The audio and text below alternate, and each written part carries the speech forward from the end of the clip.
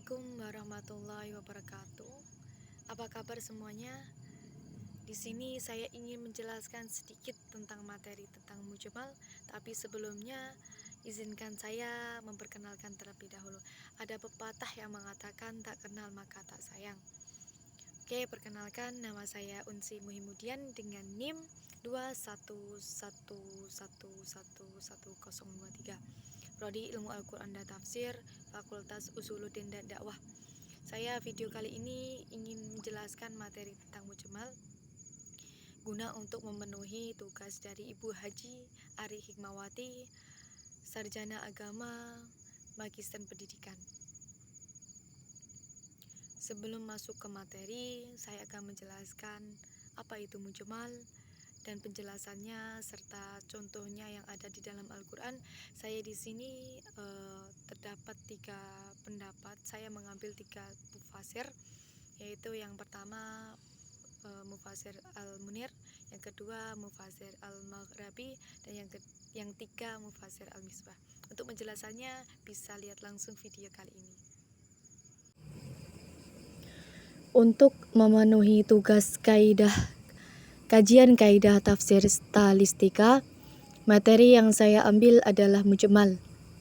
Di sini disebutkan mujmal ialah suatu lafaz yang belum jelas, yang tidak dapat menunjukkan arti sebenarnya.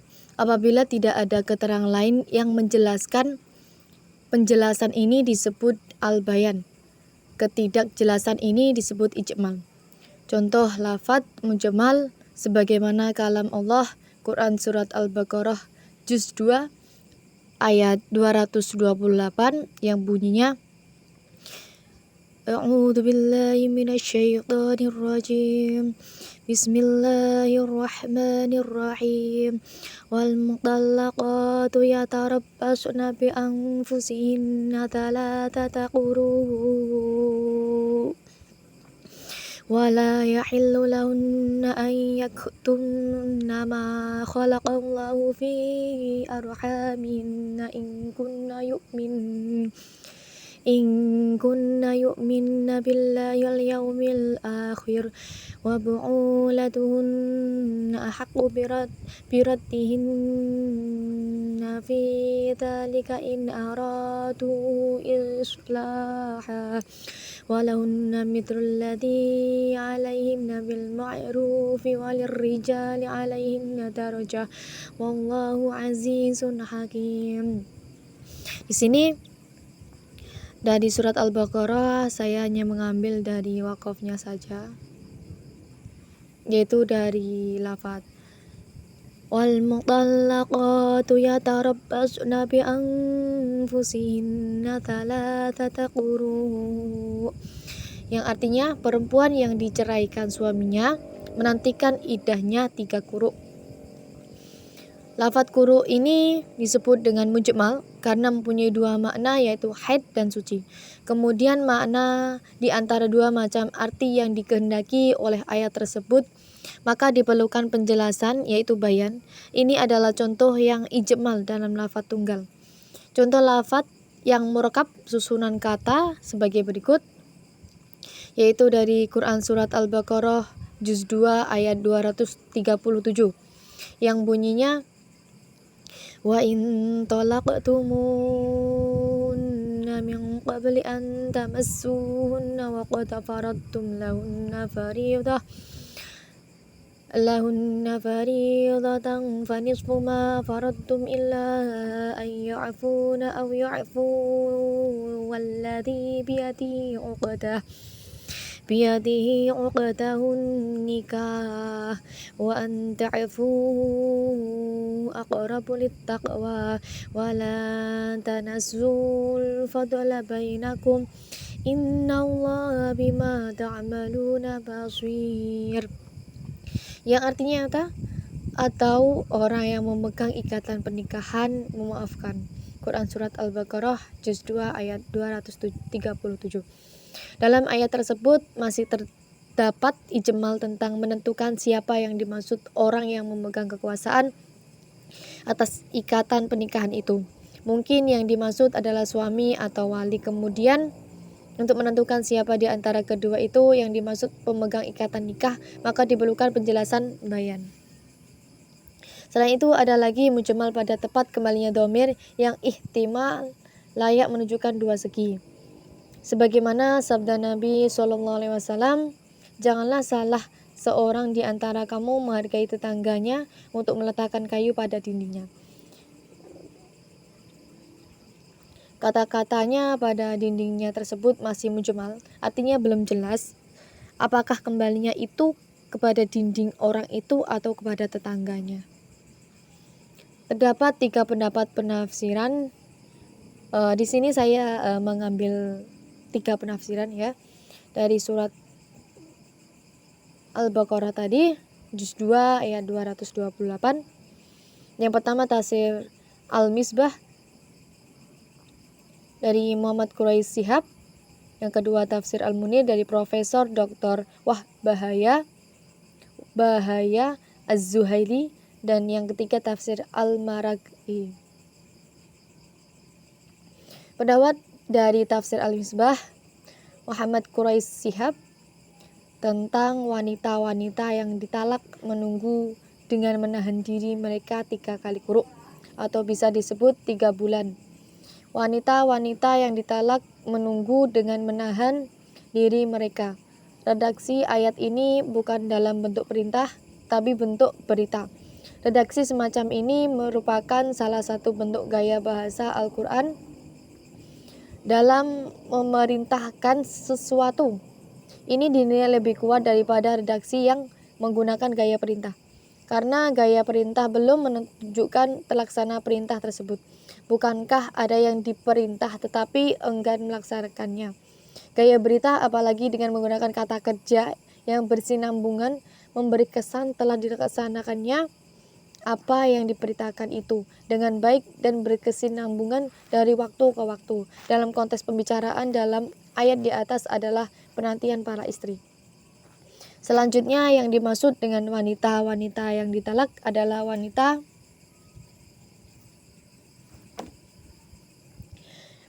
yang telah pernah bercampur dengan suaminya kemudian ditalak, dan ketika itu ia tidak dalam keadaan hamil. Masa tunggu wanita yang sedang hamil adalah dengan melahirkan anaknya. Quran surat At-Talaq ayat 65. Sedangkan wanita yang bercerai akibat mati suaminya, masa tunggu 4 bulan 10 hari. Quran surat Al-Baqarah juz 2 234 ayatnya. Dan wanita tua yang tidak haid lagi atau belum haid, maka masanya 3 bulan yang dikawini tanpa bercampur, tidak diwajibkan masa tunggu. Quran surat Al-Ahzab ayat 49. Redaksi ayat di atas menggunakan anak kalimat menunggu dan menahan diri mereka. Ini diisyaratkan bahwa mereka bukan sekedar menunggu, maka masa tunggu diperlukan untuk membuktikan kosongnya rahim dari janin, dan untuk tujuan yang lain adalah juga untuk memberi kesempatan kepada suami untuk mempertimbangkan keputusannya. Yang dimaksud 3 quru oleh sementara ulama lain antara lain bermazhab Hanafi dipahami dalam arti 3 kali haid jika demikian yang dicerai adalah suaminya, sedang ia pernah bercampur dengannya dan dalam saat yang sama dia belum memasuki masa menopause. Setelah dicerai tidak boleh kawin dengan pria lain kecuali setelah mengalami 3 kali haid. Tetapi ada pandangan lain dari mazhab Malik dan Syafi'i yang memahami 3 quru dalam artian 3 kali suci. Suci yang dimaksud di sini adalah masa antara 2 kali haid. Perbedaan pendapat ini hasilnya terlihat pada saat datangnya haid ketiga, yang berpendapat bahwa quru berarti suci. Selesai sudah iddah atau masa tunggunya ketika itu, tetapi yang memahaminya dalam arti haid, masa tunggunya masih berlanjut sampai selesai haid ketiga. Yang kedua yaitu tafsir Al-Munir Profesor Dr. Bahaya Az-Zuhaili. Iddah istri yang ditalak dan hak-hak perempuan. Dari kata yatarabbasna adalah kalimat berita, tapi bermakna perintah. Artinya hendaknya mereka menunggu pemaknaan seperti ini boleh karena maknanya bisa dipahami. Salas tata kurui, kata talatata dibaca nasab karena ia adalah masful bih atau ia adalah saf, sehingga maknanya ia tarab basuna madata salasata kuru. Hendaknya mereka menunggu selama 3 kali kuru. Kata kuru sedang akro adalah jamak kilah. Hendaknya mereka perempuan-perempuan merdeka yang ditalak yang masih punya kebiasaan haid menunggu selama 3 kali haid atau 3 kali suci guna mengetahui rahimnya masih kosong dari janin, tidak terjadi pencampuran nasab. Sebagaimana yang sudah dijelaskan, ada 3 golongan wanita yang dikecualikan pada cakupan ayat ini, yaitu perempuan yang ditalak sebelum digauli, yang seperti ini tidak ada masa iddah baginya. Yang kedua, perempuan yang masih sangat muda, yang belum mencapai usia haid, dan perempuan yang sudah tidak haid lagi karena lanjut usia. Yang seperti ini iddahnya mencapai usia haid, yang seperti ini iddahnya 3 bulan. Dan yang ketiga, perempuan hamil, yang ini iddahnya adalah sampai melahirkan. Jadi ayat ini khusus berkenan dengan iddah perempuan yang masih mungkin untuk mengalami haid, sudah digauli suaminya dan tidak senang hamil.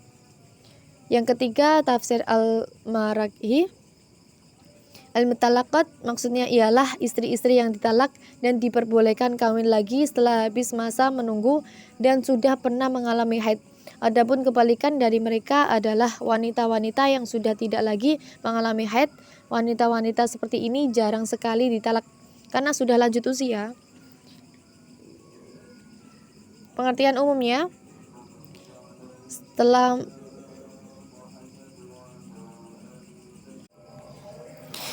lanjut ke pengertian umum.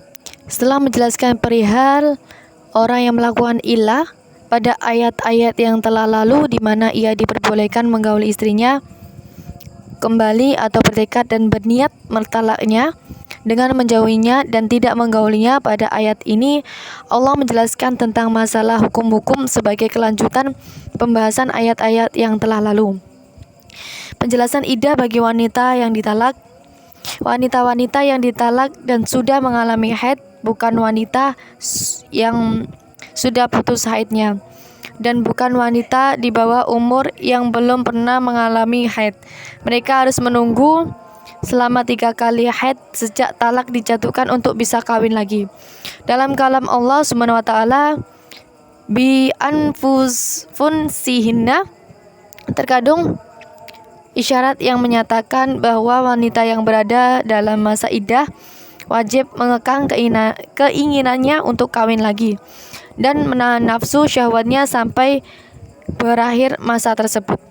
Jadi semua dari 3 penafsiran, dari tafsir al-Misbah, tafsir al-Munir, tafsir al-Maghribi, intinya sama ya. Cukup ya, oke. Sampai di sini saja. Cukup sekian dari penjelasan saya. Jika ada kata yang kurang tepat, mohon dimaafkan, atau kurang kreatif dalam membuat video. Video saya kali ini tentang materi tentang mujmal. Apabila ada salah kata atau video yang kurang kreatif, saya minta maaf karena saya juga lagi tahap belajar. Mungkin sekian dari saya. Wabillahi taufiq wal hidayah. Wassalamualaikum.